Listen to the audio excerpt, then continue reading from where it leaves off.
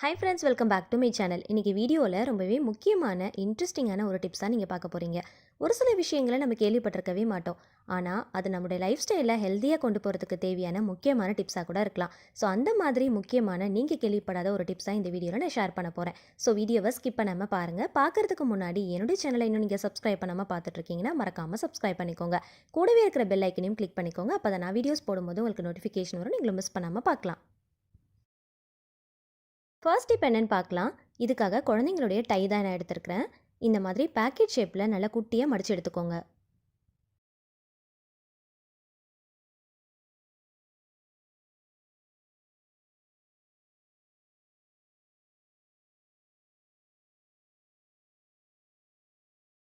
Soap use பண்ணிவிட்டு mostly அந்த பாக்ஸை வந்து நம்ம தூக்கி போட்டுருவோம் இல்லையா? ஸோ அந்த மாதிரி தூக்கி போடாமல் இந்த ஒரு சின்ன விஷயத்துக்கு நம்ம யூஸ் பண்ணிக்கலாம். ஸோ நம்ம மடிச்சிருக்கிற இந்த டையை இந்த பாக்ஸ்குள்ளே தான் நம்ம வைக்க போகிறோம். இது உள்ளே இருக்கிற இந்த கவரை தூக்கி போட்டுறாதீங்க. இதை இன்னொரு விஷயத்துக்காக நம்ம யூஸ் பண்ணலாம்.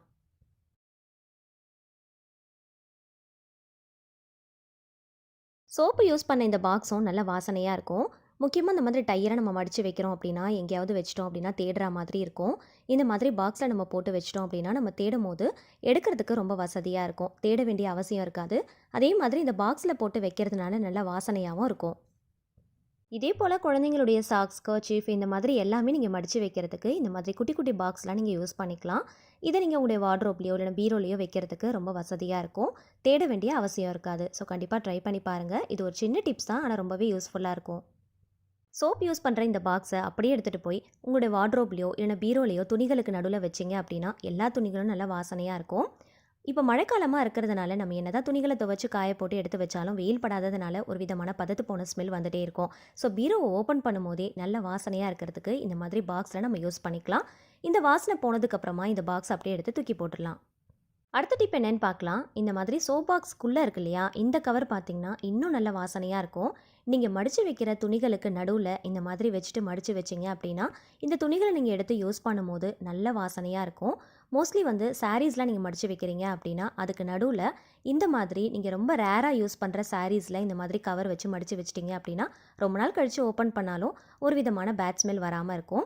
சாரியும் நீங்கள் வியர் பண்ணும்போது நல்ல வாசனையாக இருக்கும். ஸோ கண்டிப்பாக ட்ரை பண்ணி பாருங்கள். அடுத்த டிப் என்னன்னு பார்க்கலாம். இதுக்காக ஒரு சின்ன டிஷ்யூ பேப்பர் தான் எடுத்துருக்கிறேன். இந்த மாதிரி கொஞ்சம் லென்த்தியாக இருக்கிற மாதிரி பார்த்து எடுத்துக்கோங்க. இது மடிக்கிறதுக்கு நல்ல வசதியாக இருக்கும். இதில் ஒரு 1/4 டீஸ்பூன் அளவுக்கு பெருங்காயத்தூள் சேர்த்துக்கோங்க. தூள் இல்லை அப்படின்னா நீங்கள் கட்டி பெருங்காயம் கூட எடுத்துக்கலாம்.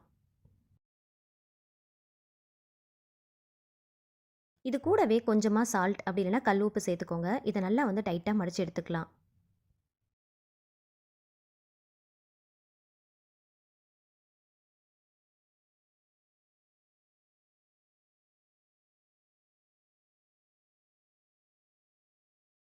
இது பிரிஞ்சு வராமல் இருக்கிறதுக்காக டேக் யூஸ் பண்ணுறேன். பிரெட்லாம் வாங்கும்போது அந்த கவரில் இந்த மாதிரி டேக்லாம் கொடுத்துருப்பாங்க இல்லையா, அதெல்லாம் எடுத்து ஸ்டோர் பண்ணி வச்சுக்கோங்க. ஆல்ரெடி ஒரு வீடியோவில் கூட நான் ஷேர் பண்ணியிருப்பேன். இந்த மாதிரி டேக்லாம் எடுத்து ஸ்டோர் பண்ணி வச்சுக்கிட்டீங்க அப்படின்னா நிறைய விஷயத்துக்கு யூஸ் பண்ணிக்கலாம் அப்படின்ட்டு.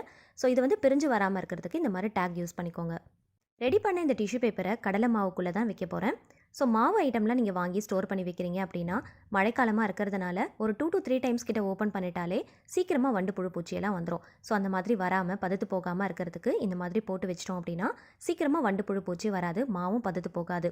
இடியாப்ப மாவு, கடலை மாவு, அரிசி மாவு இந்த மாதிரி மாவு ஐட்டம்லாம் ஸ்டோர் பண்ணும்போது இந்த மாதிரி ஒரு சின்ன டிப்பை ஃபாலோ பண்ணிக்கோங்க. இதை நீங்கள் அரிசி பருப்பில் கூட வைக்கலாம். ஆனால் முக்கியமாக மாவு ஐட்டம்லாம் நீங்கள் ஸ்டோர் பண்ணுறீங்க அப்படின்னா கண்டிப்பாக இந்த டிப்பை மறக்காமல் ஃபாலோ பண்ணிக்கோங்க. அடுத்த டிப் என்னன்னு பார்க்கலாம். இதுக்காக ஒரு கிராசரி கவர் தான் எடுத்துருக்கிறேன். இந்த மாதிரி பொருளெல்லாம் போட்டதுக்கப்புறமா இந்த கவரை வந்து நம்ம மோஸ்ட்லி தூக்கி போட்டுருவோம் இல்லையா, இந்த மாதிரி ஒரு சின்ன சின்ன விஷயங்களுக்காக நம்ம யூஸ் பண்ணிக்கலாம். இப்போ இந்த ஒரு கவரை எடுத்து இந்த மாதிரி 4ஆக மடிச்சுக்கோங்க. மடிச்சுட்டு இந்த மாதிரி நான் கட் பண்ணுற மாதிரி கட் பண்ணிக்கோங்க. நல்ல திக்காக இருக்கிற மாதிரி கவராக பார்த்து எடுத்துக்கோங்க.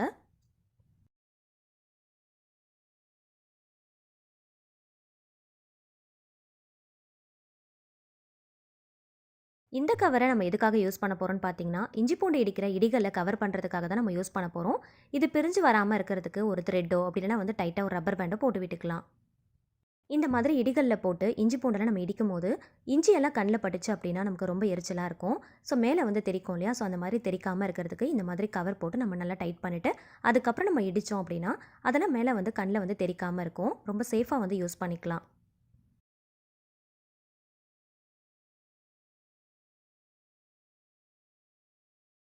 இது இஞ்சி பூண்டு இடிக்கிறதுக்காக மட்டும் இல்லைங்க. இந்த மாதிரி நைட் டைமில் கவர் பண்ணிவிட்டு மேலே வந்து இந்த மாதிரி ஒரு டம்ளர் போட்டு விட்டுட்டோம் அப்படின்னா உள்ளே வந்து எந்த விதமான பூச்சிகளும் போகாது. ரொம்ப சேஃபாக வச்சு யூஸ் பண்ணிக்கலாம். ஸோ இது ஓப்பனில் இருந்துச்சு அப்படின்னா கரப்பாம்பூச்சிகள்லாம் உள்ளே போகிறதுக்கு சான்ஸ் இருக்கு இல்லையா? ஸோ அந்த மாதிரி போகாமல் சேஃபாக வச்சு யூஸ் பண்ணுறதுக்கு இந்த டிப் ரொம்பவே யூஸ்ஃபுல்லாக இருக்கும். ட்ரை பண்ணி பாருங்கள். அடுத்த டிப் என்னென்னு பார்க்கலாம். ஒரு பிளேட்டில் கொஞ்சமாக சால்ட் எடுத்துருக்கிறேன். இது கூடவே பாத்திர கழுவுற லிக்விட் கொஞ்சமாக சேர்த்துக்கலாம். சேர்த்துட்டு நல்லா மிக்ஸ் பண்ணி விட்டுக்கோங்க.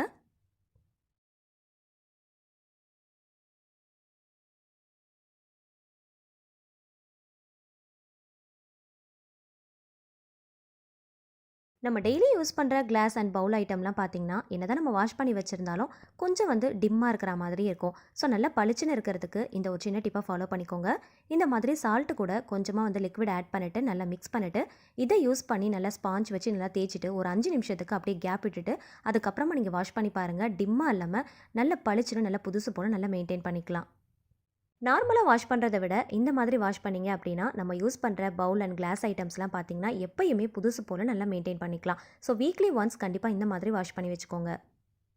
ஃபஸ்ட்டு பார்த்ததுக்கும் இப்போ பார்க்குறதுக்கும் நல்ல டிஃப்ரென்ஸ் தெரியும். ஸோ கண்டிப்பாக நீங்களும் ட்ரை பண்ணி பாருங்கள். அடுத்த டிப் என்னென்னு பார்க்கலாம். இதுக்காக நான் மண்சட்டி கடாய் தான் எடுத்துருக்கிறேன். மண்சட்டி கடாய் அப்படி இல்லைனா இரும்பு கடாயில் தான் நீங்கள் இதை செய்யணும். அலுமினியமோ சில்வரோ கண்டிப்பாக எடுக்கவே கூடாது. இந்த மண்சட்டி கடாயில் ஒரு பவுல் அளவுக்கு கல்லுப்பு தான் சேர்க்க போகிறேன். இந்த கல்லுப்பு பார்த்தீங்கன்னா 1 வீக்குக்கு எனக்கு தேவைப்படுற அளவுக்கு நான் எடுத்துருக்கிறேன். ஸோ 1 வீக்குக்கோ இல்லை 1 மந்த்துக்கோ இல்லைன்னா நீங்கள் 6 மந்த்துக்கோ கூட நீங்கள் இந்த மாதிரி ரெடி பண்ணி வச்சுக்கலாம். கல்லுப்பை இந்த மாதிரி நல்லா பரத்தி போட்டு விட்டுக்கோங்க. இப்போ நான் இன்னும் ஸ்டவ் வந்து ஆன் பண்ணலை, இனிமேல் தான் ஆன் பண்ண போகிறேன். ஒரு கைப்பிடி அளவுக்கு முருங்கைக்கீரையை நல்லா சுத்தம் பண்ணிவிட்டு கொஞ்சம் கூட ஈரம் இல்லாத அளவுக்கு நல்லா வாஷ் பண்ணிவிட்டு நல்லா காய வச்சு அதுக்கப்புறமா எடுத்து தான் நம்ம யூஸ் பண்ணணும். ஸோ இப்போது ஒரு கைப்பிடி அளவுக்கு முருங்கைக்கீரையை இந்த கல்லுப்போடு சேர்த்து நம்ம நல்லா வறுத்து விட போகிறோம். இப்போது ஸ்டவ் ஆன் பண்ணிவிட்டு ஃபுல் சிம் ஃப்ளேமில் வச்சு தான் நீங்கள் இதை பண்ணணும். நல்ல சிம் ஃப்ளேமில் வச்சுட்டு நல்லா வந்து வறுத்து விடுங்க. உப்பு வந்து நல்லா வெடிக்க ஆரம்பிக்கும். உப்பு நல்லா சூடாகும். சூடானதுக்கப்புறமா கொஞ்சம் கொஞ்சமாக வெடிக்க ஆரம்பிக்கும். கலரும் பார்த்தீங்கன்னா நல்லா சேஞ்ச் ஆக ஆரம்பிக்கும். ஃபஸ்ட்டு ஸ்டார்டிங்கில் போடும் போது பார்த்தீங்கன்னா நல்ல வெள்ளை வெளியில்னு இருக்கு இல்லையா? ஸோ அப்படியே பார்த்தீங்கன்னா நல்லா வந்து கலர் சேஞ்ச் ஆக ஆரம்பிக்கும். நம்ம சேர்த்துருக்கிற கீரையும் பார்த்தீங்கன்னா நல்லா வதங்கி நல்லா அப்படியே முருகலாக ஆரம்பிக்கும். இதை ஃபுல் அண்ட் ஃபுல் சிம் ஃப்ளேமில் வச்சு தான் பண்ணணும். ஹை ஃப்ளேமில் வச்சு பண்ணிங்க அப்படின்னா நமக்கு ப்ராப்பராக கிடைக்காது. கலர் பார்த்திங்கன்னா நல்லா சேஞ்ச் ஆக ஆரம்பிக்குது. கீரையும் நல்லா வந்து கிறிஸ்பியாக ஆரம்பிக்குது. இந்த உப்பு வந்து வெடிக்க ஆரம்பிக்கும் போது மேலெல்லாம் தெரிக்கும். ஸோ அதனால் கொஞ்சம் தூரமாக நின்று தான் நீங்கள் செய்யணும்.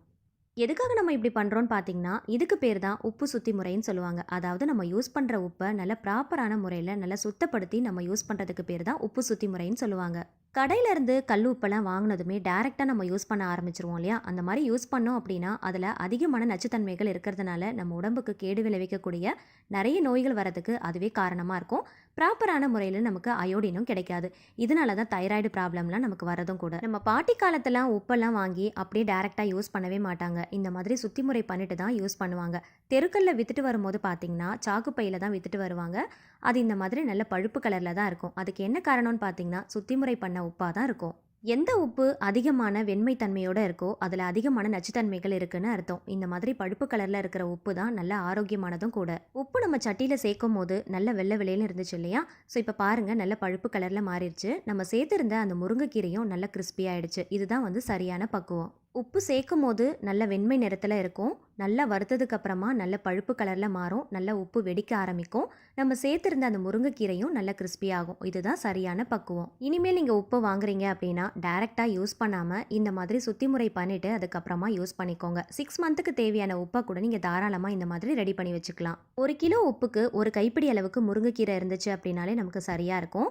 அந்த முருங்கைக்கீரை உப்புல இருக்கிற நச்சுத்தன்மைகள் எல்லாத்தையுமே அப்படியே எடுத்துரும். கண்டிப்பாக உப்பை நீங்கள் சுத்தி பண்ணும் போது மண்சட்டிலையோ அப்படி இல்லைனா இரும்பு கடாயிலையோ தான் நீங்கள் பண்ணணும். அலுமினியமோ சில்வரோ கண்டிப்பாக யூஸ் பண்ணவே கூடாது. இதை அப்படியே அகலமான பிளேட்டுக்கு மாற்றி நல்லா ஆற வச்சு எடுத்துக்கலாம். உப்பை இந்த மாதிரி பக்குவமாக நல்லா சுத்தப்படுத்திட்டு நம்ம யூஸ் பண்ணும் போது இதில் இருக்கிற அயோடின் கண்டென்ட் நமக்கு ப்ராப்பராக கிடைக்க ஆரம்பிக்கும். எந்த விதமான நோயும் நமக்கு வராது. இப்போ இருக்கிற இந்த லைஃப் ஸ்டைலில் எல்லாருக்குமே காமனாக இருக்கக்கூடிய முக்கியமான பிரச்சனை தைராய்டு ப்ராப்ளம். அதுக்கு என்ன காரணம்னு பார்த்தீங்கன்னா இந்த மாதிரி அயோடின் வந்து ப்ராப்பராக கிடைக்காம அந்த அயோடின் டிஃபிஷியன்சியால் தான் நமக்கு வருது. நம்மளுடைய டெய்லி லைஃப்பில் நம்ம யூஸ் பண்ணக்கூடிய இந்த உப்பை ப்ராப்பரான முறையில் நம்ம எடுத்துக்காம நம்ம தப்பாக யூஸ் பண்ணோம் அப்படின்னா நமக்கு வரக்கூடிய எல்லா நோய்க்குமே இதுவும் ஒரு முக்கியமான காரணமாக இருக்கும். உப்பில்லா பண்டம் குப்பையிலே. நம்ம யூஸ் பண்ற உப்ப நல்லா ப்ராப்பரா இந்த மாதிரி நல்லா சுத்தப்படுத்திட்டு, அதுக்கப்புறமா யூஸ் பண்ண ஆரம்பிங்க. எந்த நோயும் கிட்ட வராது. உப்பு தான் நம்ம உடம்புல இருக்கிற நீர்நிலைய சமநிலைப்படுத்துது. இப்ப இருக்கிற யங்ஸ்டர்ஸ் எல்லாருக்குமே வரக்கூடிய முக்கியமான பிரச்சனை kidney stone, kidney problem, kidney failure, kidney dialysis.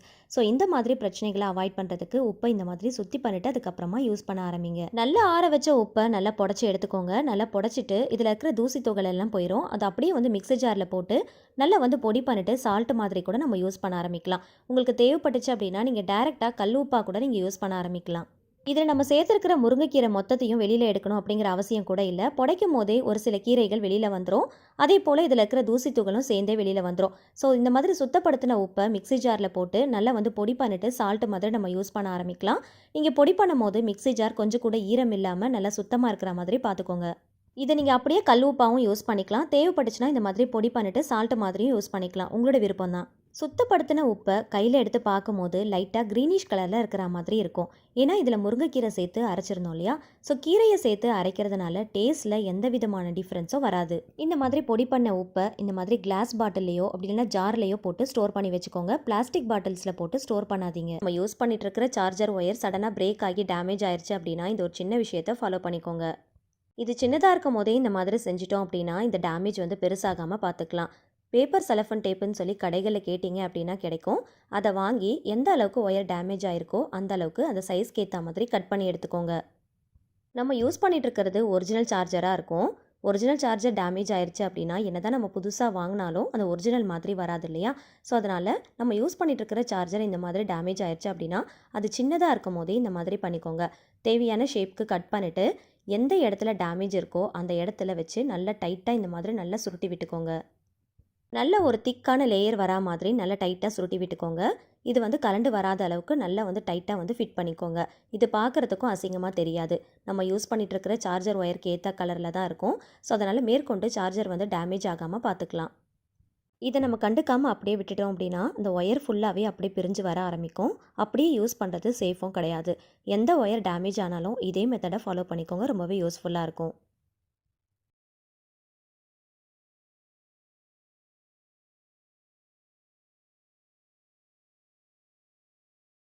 அடுத்த டிப் என்னன்னு பார்க்கலாம்.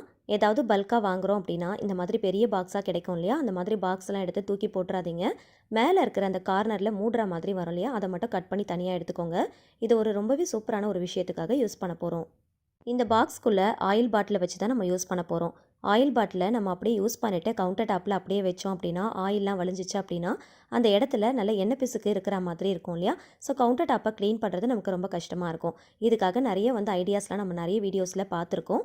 இந்த ஐடியாவையும் நீங்கள் ஃபாலோ பண்ணிக்கோங்க. ஆயில் பாட்டிலை நம்ம யூஸ் பண்ணிவிட்டு இந்த மாதிரி பாக்ஸில் வச்சிட்டோம் அப்படின்னா ஆயில் வழிஞ்சாலும் அந்த பாக்ஸில் தான் படுமே தவிர கவுண்டர் டாப்பில் படாது. ஸோ நமக்கு க்ளீன் பண்ணுற வேலை ரொம்ப ஈஸியாக இருக்கும். இந்த பாக்ஸை நம்ம எப்போ வேணுனாலும் யூஸ் பண்ணிவிட்டு தூக்கி போட்டுடலாம்.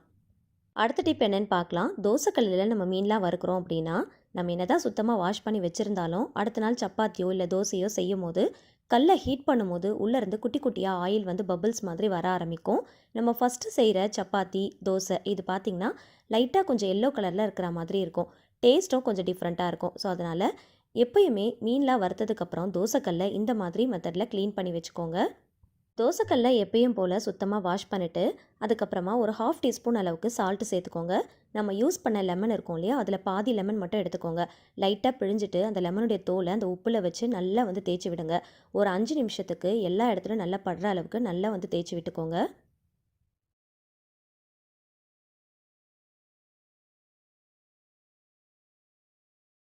இந்த மாதிரி நல்லா தேய்ச்சதுக்கப்புறமா உடனே வாஷ் பண்ணிடாமல் ஒரு 5 நிமிஷத்துக்கு அப்படியே விட்டுறலாம். 5 நிமிஷம் கழித்து மறுபடியும் நல்லா தேய்ச்சிட்டு நல்லா சுத்தமாக வாஷ் பண்ணிக்கலாம். இந்த மாதிரி வாஷ் பண்ணிங்க அப்படின்னா நம்ம மீன் வறுத்த அந்த அடையாளமே தெரியாது. அடுத்த நாள் நம்ம சப்பாத்தியோ தோசையோ செய்யும் போது அந்த மாதிரி பிரச்சனைகள் வராது. அந்த பிசுபிசுப்பு தன்மையும் இருக்காது. ஸோ கண்டிப்பாக ட்ரை பண்ணுங்கள். நெக்ஸ்ட்டு ஒரு ஹேக் தான் பார்க்க போகிறோம். கூல்ட்ரிங்க்ஸ் பாட்டிலாம் நீங்கள் ஓப்பன் பண்ணுறீங்க அப்படின்னா ஸ்பூன் வச்சு இந்த மாதிரி லைட்டாக ஓப்பன் பண்ணிங்க அப்படின்னா ரொம்ப ஈஸியாக ஓப்பன் பண்ணிடலாம். அடுத்த டிப் என்னன்னு பார்க்கலாம். இதுக்காக ஒரு சின்ன துண்டு இஞ்சியை தோல் சீவிட்டு நல்லா வந்து துருவி எடுத்துக்கோங்க. பாலை நல்லா காய வச்சுக்கோங்க. நல்லா கொதிச்சு வரும்போது இந்த துருவின இஞ்சியை இது கூட சேர்த்துட்டு நல்லா கலந்து விட்டுக்கோங்க. இந்த பாலில் இந்த இஞ்சி நல்லா கொதிச்சு வரணும். அப்போ தான் இதில் இருக்கிற எசன்ஸ் எல்லாமே நல்லா இறங்கும்.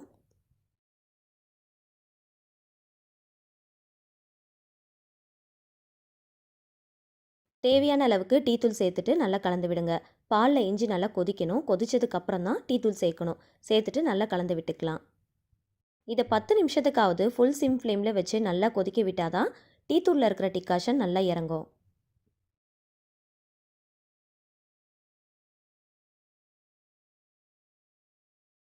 இது கூட ஒரே ஒரு ஏலக்காவை நல்லா தட்டிட்டு இது கூட சேர்த்துக்கலாம். சேர்த்துட்டு இதையும் நல்லா கலந்துட்டு ஒரு 5 நிமிஷத்துக்கு நல்லா கொதிக்க விடுங்க. நம்ம சேர்த்துருந்த இஞ்சி, ஏலக்காய் இது எல்லாமே நல்லா கொதிச்சு அதோடைய எசன்ஸ் எல்லாமே நல்லா இறங்கியிருக்கும். இப்போ இதை வடிகட்டிடலாம். எப்பயுமே டீ போடும்போது நார்மலாக போடுறத விட இந்த மாதிரி இஞ்சி, ஏலக்காய் சேர்த்து நம்ம டீ போட்டோம் அப்படின்னா நல்லா வந்து டேஸ்ட்டாக இருக்கும். ஆனால் ஒரு சில பேருக்கு இஞ்சி சேர்க்கறது பிடிக்காது. ஏன்னா அது வந்து கொஞ்சம் காரமாக இருக்கிறதுனால. ஒரு சில பேருக்கு ஏலக்காவுடைய வாசனை பிடிக்காது. இந்த மாதிரி இஞ்சியும் ஏலக்காயும் சேர்த்து போடும்போது அந்த இஞ்சியுடைய காரத்தன்மை சுத்தமாக தெரியாது. ஏலக்காவுடைய வாசனையும் இருக்காது. இந்த இஞ்சியும் ஏலக்காவும் ஒன்றுக்கு ஒன்று நல்லா பேலன்ஸ் பண்ணி கொடுக்கும். இஞ்சி, ஏலக்காய்லாம் போட்டால் டீ குடிக்க மாட்டேன்னு சொல்கிறவங்க கூட கண்டிப்பாக கேட்டு வாங்கி குடிப்பாங்க. நல்ல மணமாகவும் இருக்கும், நல்ல டேஸ்ட்டாகவும் இருக்கும். இப்போ இருக்கிற வின்டருக்கு நார்மலாக டீ போடுறத விட இந்த மாதிரி டீ போட்டு குடிக்கும் போது நமக்கு ஏற்படுற தொண்டை வலி, தொண்டை எரிச்சல், இருமல் இந்த மாதிரியான பிரச்சனைகள்லேருந்து நமக்கு ஒரு நல்ல ரிலீஃப் கிடைக்கும். அடுத்த டிப் என்னென்னு பார்க்கலாம். ஒரு மெஷர்மெண்ட் கப்போ இல்லைனா வந்து கிளாஸோ எடுத்துக்கோங்க. 1 கப் அளவுக்கு பச்சரிசி, 1 கப் அளவுக்கு நல்ல பொடிச்ச வெல்லம் எடுத்துருக்கிறேன், 3/4 கப் அளவுக்கு பாசிப்பருப்பு எடுத்துருக்கிறேன், ஒரு கைப்பிடி அளவுக்கு முந்திரி திராட்சை, ஒரு சின்ன துண்டு சுக்கு, ஒரு சின்ன துண்டு ஏலக்காய் எடுத்துருக்கிறேன். இதை பொடிச்சு எடுத்துக்கலாம். நல்ல ஒரு அகலமான பவுலாக பார்த்து எடுத்துக்கோங்க. இதில் எடுத்து வச்சுருக்கிற அரிசி, பருப்பு ரெண்டுத்தையும் சேர்த்துக்கலாம். 1 கப் அளவுக்கு பச்சரிசி எடுக்கிறீங்க அப்படின்னா 3/4 கப் அளவுக்கு பாசிப்பருப்பு எடுத்தோம் அப்படின்னா ரொம்ப கரெக்டாக இருக்கும். இதை 3லேருந்து 4 டைம் கிட்ட நல்லா வாஷ் பண்ணி எடுத்துகிட்டு வந்துடலாம். இதை நல்லா வாஷ் பண்ணிவிட்டு கொஞ்சமாக தண்ணி ஊற்றி ஒரு 15 நிமிஷத்துக்கு மூடி போட்டு நல்லா ஊற விட்டுறலாம்.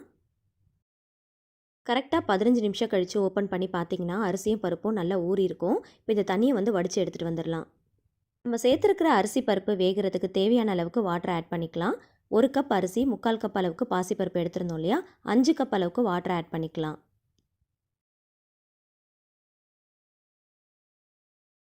3/4 கப் அளவுக்கு காய்ச்சி ஆற வச்ச பால் ஆட் பண்ணிக்கலாம். பால் சேர்த்து செய்கிறதுனால எக்ஸ்ட்ராவாக டேஸ்ட் கிடைக்கும்.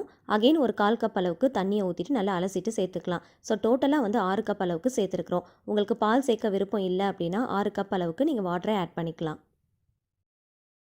ஒரு சிட்டிகை அளவுக்கு சால்ட் ஆட் பண்ணிக்கலாம். இன்னும் டேஸ்ட்டை நல்லா என்ஹான்ஸ் பண்ணி கொடுக்கும். நல்லா மிக்ஸ் பண்ணி விட்டுக்கலாம்.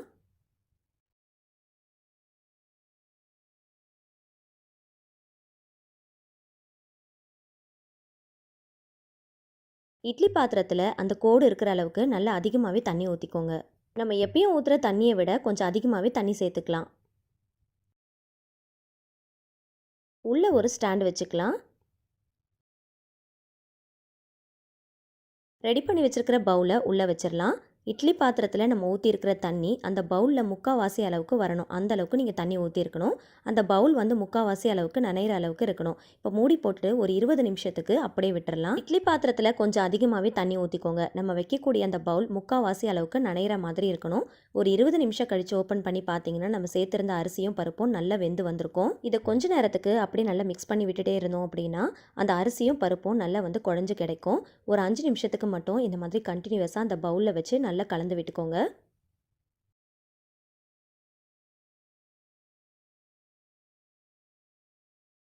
அரிசியும் பருப்பும் நம்ம எடுத்து செக் பண்ணி பார்க்கும்போது நல்ல குழைவாக வெந்திருக்கும்.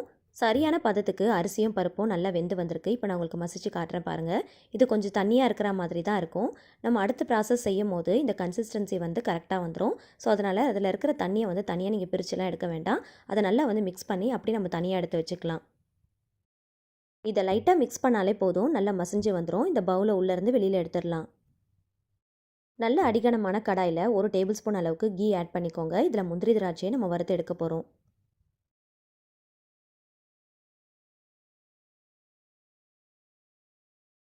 முந்திரி கொஞ்சம் அதிகமாகவே சேர்த்துக்கோங்க, டேஸ்ட் நல்லாயிருக்கும். கோல்டன் ப்ரௌன் வர அளவுக்கு நல்லா வறுத்து எடுத்துக்கலாம்.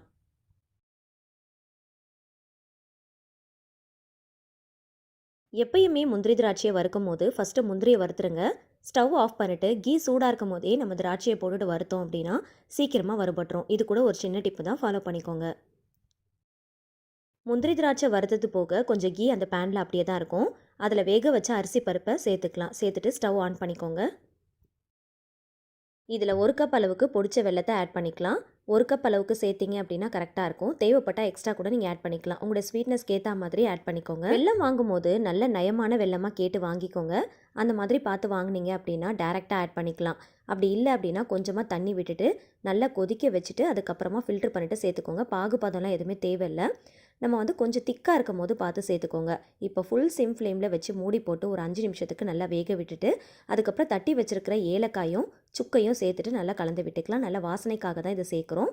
இது நல்ல மணமாக இருக்கும். இப்போ வறுத்து வச்சுருக்கிற முந்திரி திராட்சை இது கூட சேர்த்துக்கலாம். 1 டேபிள் ஸ்பூன் அளவுக்கு கீ ஆட் பண்ணிவிட்டு நல்லா கலந்து விட்டுக்கோங்க. ஸ்டவ்வை ஃபுல் சிம் ஃப்ளேமில் வச்சு கைவிடாமல் நல்லா கண்டினியூஸாக கலந்துகிட்டே இருங்க.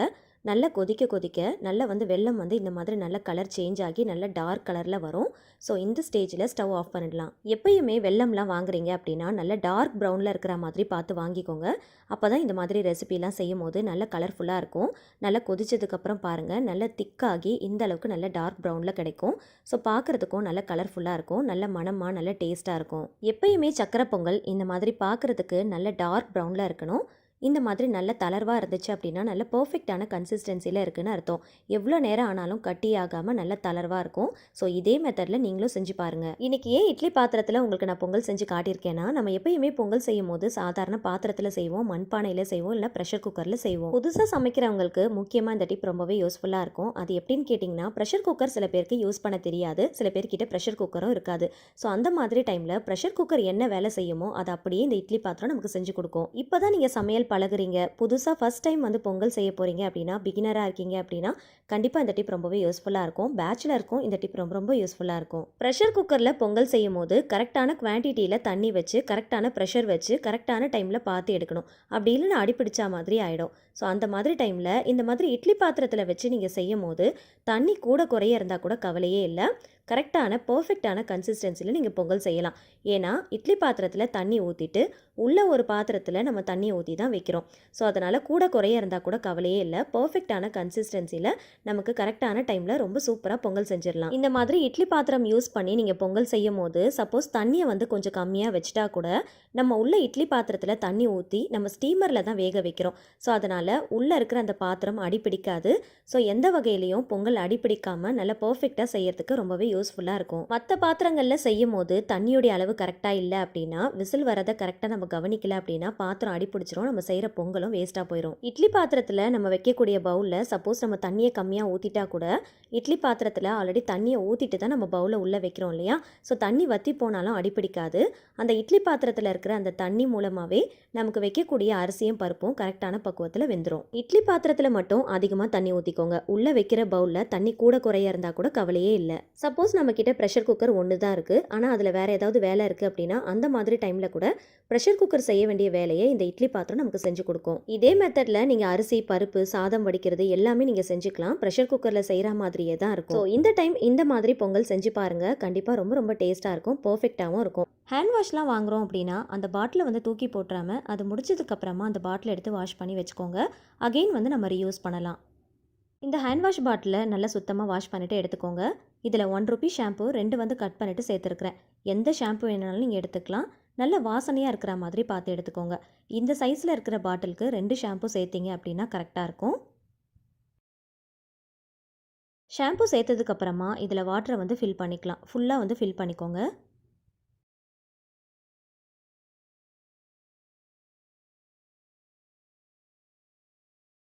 பாட்டிலை க்ளோஸ் பண்ணிவிட்டு நல்லா ஷேக் பண்ணி எடுத்துக்கோங்க. நம்ம சேர்த்துருக்கிற அந்த ஷாம்பு இந்த வாட்டரோடு சேர்த்து நல்லா டைல்யூட் ஆகணும்.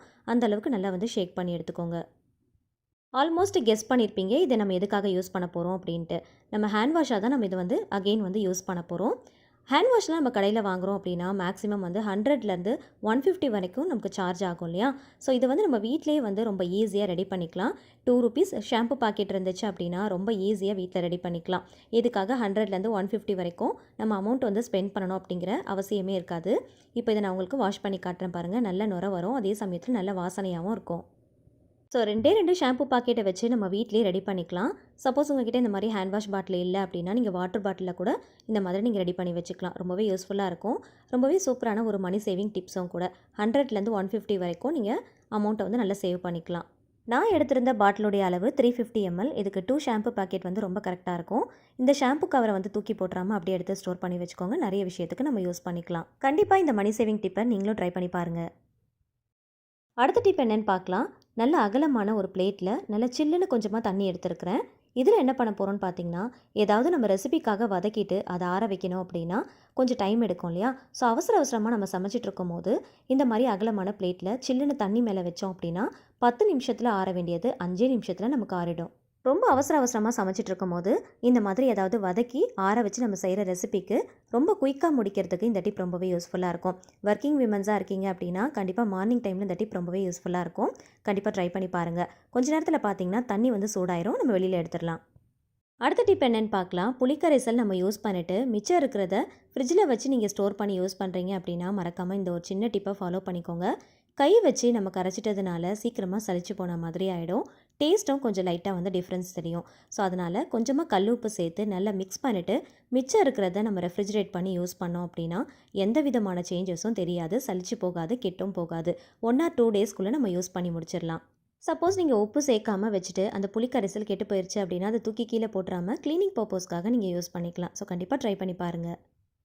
அடுத்த டிப் என்னென்னு பார்க்கலாம். முருங்கைக்கீரையை க்ளீன் பண்ணி எடுத்து வச்சுருக்கிறேன். எப்பயுமே முருங்கைக்கீரையில் நம்ம தண்ணி ஊற்றணும் அப்படின்னா சீக்கிரமாக அந்த தண்ணி அந்த இலைகளில் ஒட்டவே ஒட்டாது. அதை க்ளீன் பண்ணுறதுக்கு இந்த ஒரு சின்ன டிப்பை ஃபாலோ பண்ணிக்கோங்க. ரொம்பவே ஈஸியாக இருக்கும். 1/4 டீஸ்பூன் அளவுக்கு மஞ்சத்தூள் சேர்த்துக்கலாம்.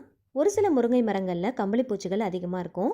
அந்த மாதிரி பூச்சிகள் இருக்கிற கீரைகளை நல்லா சுத்தமாக வாஷ் பண்ணணும் இல்லையா? அதுக்காக ஒரு 1/4 டீஸ்பூன் அளவுக்கு மஞ்சத்தூளும் 1/4 டீஸ்பூன் அளவுக்கு சால்ட்டும் சேர்த்துருக்கிறேன். இப்போ தண்ணியை ஊற்றிட்டு நல்லா மிக்ஸ் பண்ணும்போது பூச்சி ஏதாவது இருந்தால் கூட நல்லா சுத்தமாக க்ளீன் பண்ணிடலாம். அதே போல் இலைகளில் அந்த தண்ணியும் பார்த்திங்கன்னா நல்லா ஒட்டும். ஸோ நமக்கு வாஷ் பண்ணுறது ரொம்ப ஈஸியாக இருக்கும். மஞ்சத்தூளும் உப்பும் சேர்த்துட்டு நல்லா மிக்ஸ் பண்ணிவிட்டு இந்த மாதிரி தண்ணியில் நல்லா கீரைகளை டிப் பண்ணிங்க அப்படின்னா கீரைகளில் சீக்கிரமாக அந்த தண்ணி வந்து நல்லா ஒட்டும். நமக்கு வாஷ் பண்ணுறது ரொம்ப ஈஸியாக இருக்கும். எந்த பூச்சி போட்டு இருந்தாலும் ரொம்ப ஈஸியாக க்ளீன் பண்ணி எடுத்துடலாம். எந்த கீரைகள் நீங்கள் வாங்கினாலும் இந்த டிப்பை ஃபாலோ பண்ணிக்கோங்க. இந்த மாதிரி வாஷ் பண்ணும்போது ரொம்ப ஈஸியாக இருக்கும். எந்த விதமான பூச்சி போட்டும் இருக்காது. நல்லா சுத்தமாக வாஷ் பண்ணி எடுத்துடலாம். இதை உடனே வாஷ் பண்ணிடாமல் ஒரு 10 நிமிஷத்துக்கு அப்படியே விட்டுட்டு அதுக்கப்புறமா நம்ம வாஷ் பண்ணிக்கலாம். எப்பயுமே கீரைகளை சமைக்கும் போது இந்த ஒரு சின்ன டிப்பை ஃபாலோ பண்ணிக்கோங்க. இந்த மாதிரி செஞ்சுட்டு சமைக்கிறதுனால கீரை வந்து எப்பயுமே பச்சை பசேல்னு இருக்கும். கீரையுடைய அந்த நிறம் வந்து மாறாமல் இருக்கும். ஸோ கண்டிப்பாக இந்த டிப்பை வந்து மறக்காமல் ஃபாலோ பண்ணிக்கோங்க. கீரைகளை பறிச்சுட்டு வரும்போது இருக்கிற அந்த பசுமை தன்மையை விட இந்த மாதிரி வாஷ் பண்ணிவிட்டு நீங்கள் பார்த்தீங்க அப்படின்னா நல்ல பச்சை பசேல்னு இருக்கும், செம்ம ஃப்ரெஷ்ஷாக இருக்கும். ஸோ கண்டிப்பாக இதே போல் ட்ரை பண்ணுங்கள். இந்த மாதிரி வாஷ் பண்ணிவிட்டு அகெயின் வந்து ஒரு 2 to 3 டைம்ஸ் கிட்ட நார்மல் வாட்டரில் வாஷ் பண்ணிவிட்டு அதுக்கப்புறமா நீங்கள் சமைக்க ஆரம்பிச்சிடலாம்.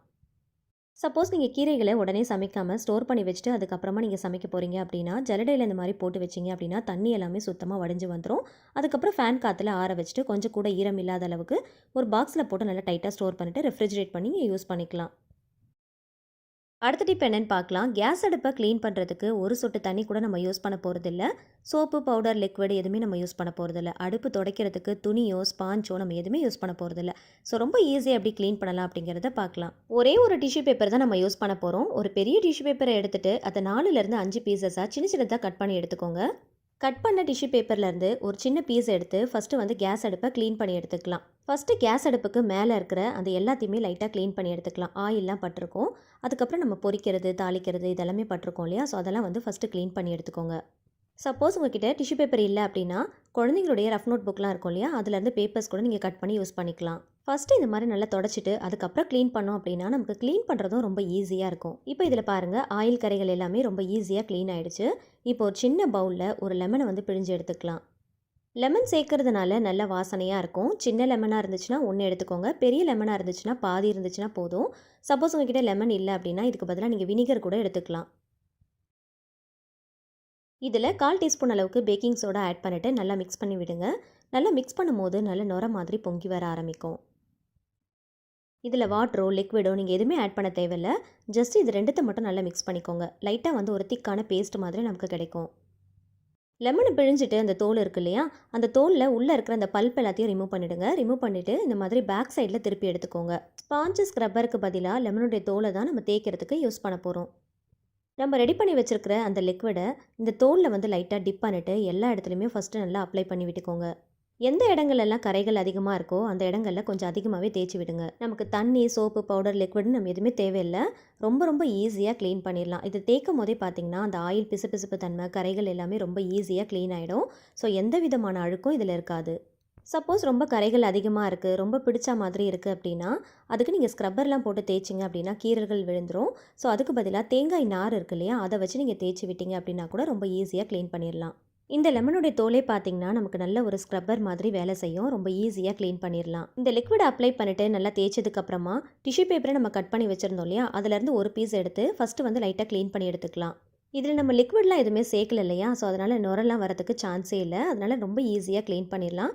ஒரு டிஷ்யூ பேப்பரை வச்சு ஃபஸ்ட்டு லைட்டாக வந்து க்ளீன் பண்ணிக்கோங்க. அதுக்கப்புறமா இன்னொரு டிஷ்யூ பேப்பரை எடுத்து இன்னொரு பீஸ் கட் பண்ணி வச்சுருப்போம் இல்லையா, ஸோ 4லேருந்து 5 பீஸ் கிட்ட கட் பண்ணி வைக்க சொன்னேன். அதுலேருந்து இன்னொரு பீஸ் எடுத்து நல்லா வந்து ஃபுல்லாக நல்லா அழுத்தி தொடச்சி விட்டுக்கோங்க. இதில் நம்ம சேர்த்துருக்கிற லெமனும் பேக்கிங் சோடாவும் ஒன்றா சேர்ந்து நல்லா ரியாக்ட் ஆகும். ஸோ அதனால் கரைகள் எல்லாமே ரொம்ப ஈஸியாக க்ளீன் பண்ணி கொடுக்கும். அதே போல் நம்ம லெமன் யூஸ் பண்ணியிருக்கிறதுனால நல்ல வாசனையாகவும் இருக்கும். லெமன் அண்ட் பேக்கிங் சோடாவை சேர்த்து நம்ம துடைக்கும் போது நல்ல பளிச்சுன்னு இருக்கிற மாதிரி இருக்கும். ஸோ கண்டிப்பாக ட்ரை பண்ணி பாருங்கள். ஒரு பெரிய டிஷ்யூ பேப்பரை எடுத்து 4லேருந்து 5 பீசஸாக கட் பண்ணி வச்சுக்கோங்க. அது ஒன்றா நீங்கள் யூஸ் பண்ணாலே கரெக்டாக இருக்கும். டிஷ்யூ பேப்பர் இல்லை அப்படின்னா ரஃப் நோட் புக் கூட நீங்கள் யூஸ் பண்ணிக்கலாம். கண்டிப்பாக ட்ரை பண்ணி பாருங்கள். இப்போ பாருங்கள், ஃபுல்லாக நான் க்ளீன் பண்ணிட்டேன். நல்ல பளிச்சுன்னு நல்ல புதுசு போல் அப்படியே நல்லா மெயின்டைன் பண்ணிக்கலாம். மேக்ஸிமம் சமைச்சு முடிச்சதுமே அப்பப்போ நம்ம க்ளீன் பண்ணிட்டோம் அப்படின்னா நம்ம யூஸ் பண்ணுற கேஸ் அடுப்பை எப்பயுமே புதுசு போல் மெயின்டைன் பண்ணிக்கலாம். நமக்கு துடைக்கிற வேலை ரொம்ப ஈஸியாக இருக்கும். டெய்லியும் நம்ம சமைச்சு முடிச்சதும் பாத்திரங்களை எப்படி நம்ம வாஷ் பண்ணுறோமோ அதே போல் நம்ம சமைக்கிறதுக்கு யூஸ் பண்ணுற கேஸ் அடுப்பையும் டெய்லி நம்ம க்ளீன் பண்ணிட்டோம் அப்படின்னா நமக்கு வேலை ரொம்ப ஈஸியாக முடிஞ்சிடும். கேஸ் அடுப்பு சுத்தமாக இருந்தாலே கிச்சனும் பார்க்கறதுக்கு நல்ல நீட்டாக க்ளீனாக இருக்கிற மாதிரி இருக்கும். சமைக்கிறதுக்கும் நல்ல இன்ட்ரெஸ்டிங்காக இருக்கும். ஒரு சொட்டு தண்ணி கூட யூஸ் பண்ணாமல் soap, powder, liquid, sponge, scrubber, துணி இந்த மாதிரி எதுவுமே யூஸ் பண்ணாமல் ரொம்ப ஈஸியாக நல்ல பளிச்சுன்னு க்ளீன் பண்ணிட்டோம். பார்த்தீங்களா? இதே மெத்தடில் நீங்களும் ட்ரை பண்ணி பாருங்கள். ரொம்ப ரொம்ப ஈஸியாக இருக்கும். இந்த லிக்விடை யூஸ் பண்ணி கவுண்டர் டாப்பாக இருக்கட்டும், கேஸ் அடுப்புடைய பேக் சைடில் இருக்கிற டைலாக இருக்கட்டும், எல்லாத்தையுமே நீங்கள் க்ளீன் பண்ணிக்கலாம். கேஸ் ஸ்டவ் க்ளீனிங்க்கு நம்ம சேனலில் நிறைய வீடியோ அப்லோட் பண்ணியிருக்கோம். ஸோ தேவைப்படுறவங்க செக் பண்ணி பாருங்கள். இந்த டிப்பையும் மறக்காமல் ட்ரை பண்ணி பாருங்கள். எவ்வளோ கான் இருந்தாலும் ரொம்ப ஈஸியாக குயிக்காக உரிக்கிறதுக்கு இந்த ஒரு சின்ன டிப்பை ஃபாலோ பண்ணிக்கோங்க. இதை உரிக்கிறதுக்கு ஒரு ஃபோக் ஸ்பூன் இருந்துச்சுன்னா எடுத்துக்கோங்க. அதை பேக் சைடில் திருப்பிட்டு கானுடைய பாட்டம் சைடில் இந்த மாதிரி உள்ளே விட்டுட்டு அப்படியே லைட்டாக நம்ம எடுத்தோம் அப்படின்னா அந்த ரோ ஃபுல்லாகவே ரொம்ப ஈஸியாக வந்துடும். கானெல்லாம் கையில் உரிச்சு எடுக்கிறோம் அப்படின்னா ஒன்றா உரிக்கிறதுக்கு அதிகமாக டைம் செலவாகும். அதே மாதிரி நெயில் கிட்டலாம் பார்த்திங்கன்னா கொஞ்சம் லைட்டாக பெயின் எடுக்கிற மாதிரி இருக்கும். இந்த மாதிரி ஃபோக் ஸ்பூன் யூஸ் பண்ணும்போது ஒரு ரோவை ஒரே டைமில் அப்படியே நம்ம குயிக்காக எடுத்துடலாம். ரொம்ப ஈஸியாக எவ்வளோ கான் இருந்தாலும் ரொம்ப ஈஸியாக உரிச்சு எடுத்துடலாம். அதே மாதிரி கானை வந்து நம்ம கையில் உரிக்கும் போது பாதிக்கு பாதி தான் வரும் இல்லையா, ஸோ இந்த மாதிரி உரிக்கும் போது நல்ல முழுசாக அப்படியே வரும். ஸோ இந்த டிப்பை வந்து ஃபாலோ பண்ணிக்கோங்க. ரொம்ப ரொம்ப ஈஸியாக யூஸ்ஃபுல்லாக இருக்கும். அதே போல் கானை வந்து வேக வைக்கும் போது இந்த மாதிரி கட் பண்ணிவிட்டு வேக வச்சு எடுத்துக்கோங்க. அப்போ நம்ம வந்து இந்த மாதிரி ஃபோக் ஸ்பூன் யூஸ் பண்ணி உரிக்கிறதுக்கும் நமக்கு ரொம்ப ஈஸியாக இருக்கும். இப்போ நான் உங்களுக்கு காட்டியிருக்கேன் பாருங்கள். ஒரே டைமில் அந்த ரோ ஃபுல்லாகவே ரொம்ப ஈஸியாக எடுத்துடலாம். ஸோ குயிக்காக உரிக்கிறதுக்கு இந்த டிப் வந்து ரொம்ப யூஸ்ஃபுல்லாக இருக்கும். கண்டிப்பாக ட்ரை பண்ணி பாருங்கள்.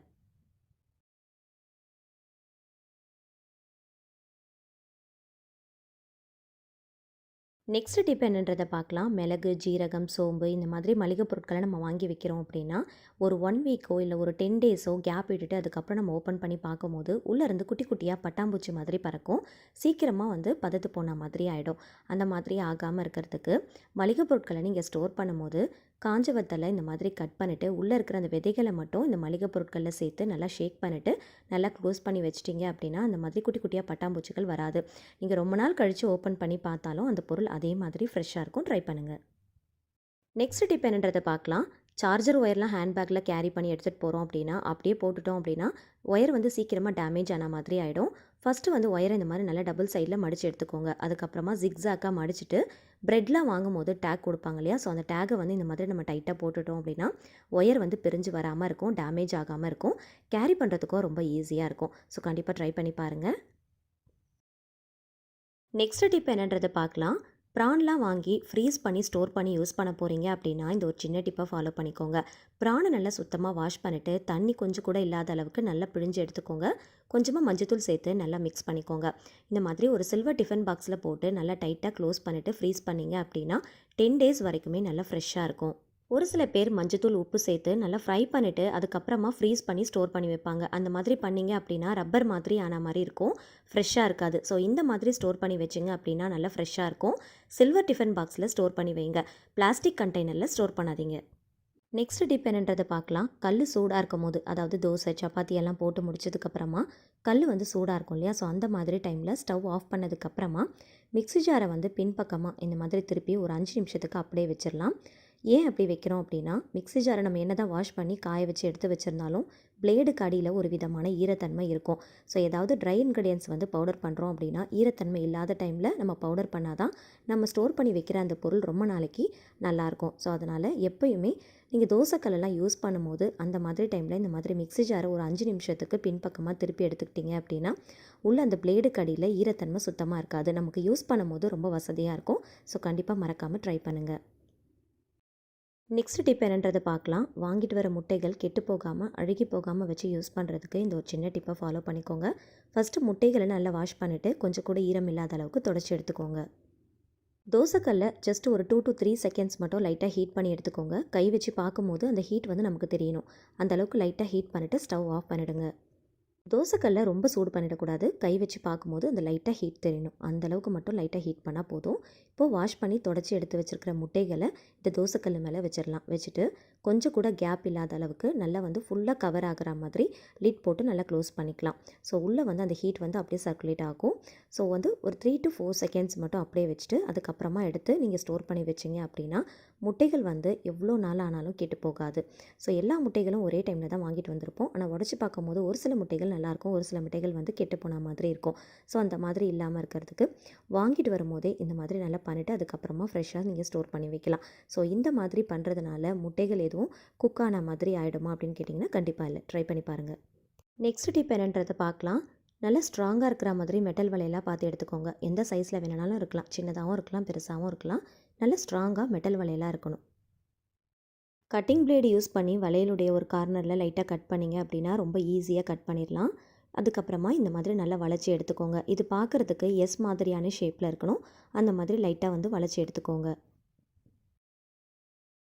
எத்தனை வளையல் வேணாலும் நீங்கள் யூஸ் பண்ணிக்கலாம். ஆனால் ஒரே ஷேப்பில் இருக்கிற மாதிரி எல்லா வளையலுமே சூஸ் பண்ணிக்கோங்க. எல்லாத்தையுமே இதே மாதிரி கட் பண்ணிவிட்டு எஸ் மாதிரியான ஷேப்பில் வளைச்சி எடுத்துக்கோங்க. நான் ஒரு டசன் பேங்கில் ரெடி பண்ணி வச்சுருக்கிறேன். உங்களுக்கு எவ்வளோ வேணுமோ அத்தனை எடுத்து நீங்கள் ரெடி பண்ணி வச்சுக்கோங்க. இப்போது கிச்சனில் நான் யூஸ் பண்ணக்கூடிய மொத்த கரண்டிகளையும் ஒன்றா எடுத்து வச்சுருக்கிறேன். எல்லா டைப்லேயுமே எடுத்து வச்சுருக்கிறேன். வடிகட்டி, கரண்டி எல்லாமே சேர்த்து ஒரு 25 கிட்ட எடுத்து வச்சுருக்கிறேன். இப்போ இதை வந்து எப்படி ஆர்கனைஸ் பண்ணலாம் அப்படிங்கிறத பார்க்கலாம். இதுக்காக ஸ்டாண்டோ ஷெல்ஃபோ நமக்கு தேவையில்லை. ரொம்ப ஈஸியாக நம்ம ஆர்கனைஸ் பண்ண போகிறோம். இதுக்காக காலியான ரீஃபில் பென் தான் நான் எடுத்துருக்கிறேன். இதுக்கு எந்த டைப்பில் இருக்கிற பென் வேணுனாலும் நீங்கள் யூஸ் பண்ணிக்கலாம். நான் வந்து காலியான ஒரு ரீஃபில் பென் தான் எடுத்துருக்கிறேன். இதில் இருக்கிற எல்லா பார்ட்ஸையுமே நம்ம தனித்தனியாக கலட்டி எடுத்துடலாம். அந்த சென்டரில் இருக்கிற அந்த பென் மட்டும் நமக்கு போதும். இப்போது நல்ல திக்காக இருக்கிற மாதிரி ஒரு த்ரெட்டாக பார்த்து எடுத்துக்கோங்க. நான் வந்து சணல் கயிறு தான் எடுத்துருக்கிறேன். சணல் கயிறு வந்து நல்ல திக்காக இருக்கும், நல்ல ஸ்ட்ராங்காகவும் இருக்கும். ஸோ அந்த மாதிரி நான் எடுத்துருக்கிறேன். சப்போஸ் உங்ககிட்ட இல்லை அப்படின்னா நல்ல திக்காக இருக்கிற மாதிரி த்ரெட்டோ இல்லைனா கயிறோ அப்படி இல்லைனா ஏதாவது துணியை கூட நீங்கள் கட் பண்ணிவிட்டு உள்ளே போகிற அளவுக்கு நீங்கள் ரெடி பண்ணி இந்த மாதிரி உள்ளே விட்டு நல்லா வந்து டைட்டாக ஒரு பக்கம் விட்டுட்டு இன்னொரு பக்கம் எடுத்தீங்க அப்படின்னா ரொம்ப ஈஸியாக வந்துடும். ஸோ இது வந்து நல்லா வந்து டைட்டாக முடி போட்டுக்கலாம். கலண்டு வராத அளவுக்கு நல்லா வந்து டைட்டாக முடி போட்டுக்கோங்க. நல்ல ஸ்ட்ராங்காக இருக்கிற மாதிரி கயிறை சூஸ் பண்ணிக்கோங்க. இந்த மாதிரி சணல் கயிறை நீங்கள் சூஸ் பண்ணிங்க அப்படின்னா ரொம்ப நல்லா ஸ்ட்ராங்காக இருக்கும். ஸோ அதுக்காக தான் நான் இது வந்து எடுத்துருக்கிறேன். அப்படி இல்லைனா நல்லா திக்காக இருக்கிற மாதிரி துணியை கூட நீங்கள் கட் பண்ணிவிட்டு இதுக்குள்ளே போகிற அளவுக்கு நீங்கள் ரெடி பண்ணி இந்த மாதிரி நல்லா டைட்டாக முடி போட்டுக்கோங்க. இந்த ரீஃபில் பெனில் சணல் கயிறை ரொம்ப ஈஸியாக கோர்த்து எடுத்துடலாம். அந்தளவுக்கு தான் இதோடைய பென்னுடைய கேப் வந்து இருக்கும். ஸோ இந்த மாதிரி ரெடி பண்ணி வச்சுக்கோங்க.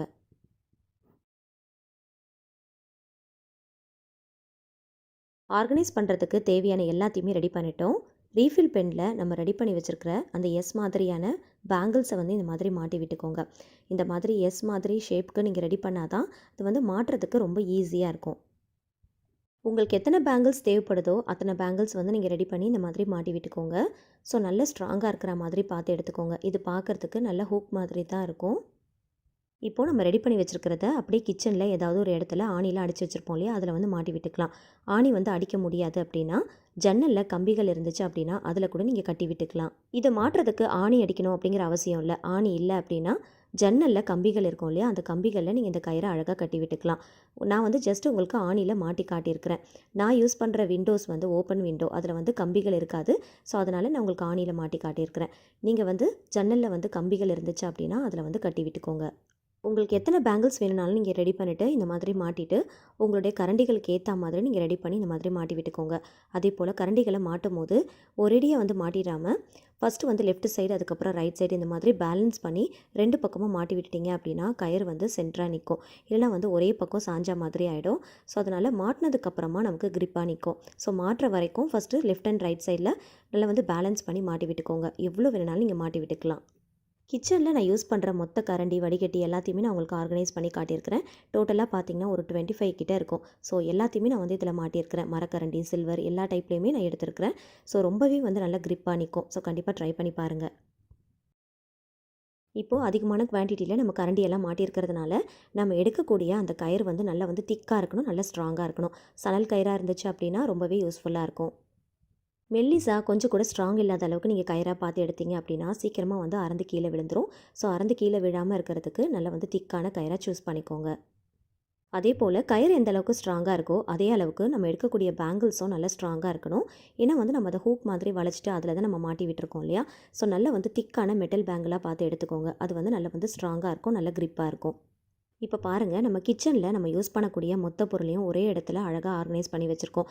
இதுக்காக ஸ்டாண்டோ இல்லைனா ஷெல்ஃபோ நீங்கள் வாங்கணும் அப்படிங்கிற அவசியம் கூட இருக்காது. அங்கே இங்கேன்னு போட்டு வைக்கணும் அப்படிங்கிற அவசியமும் இருக்காது.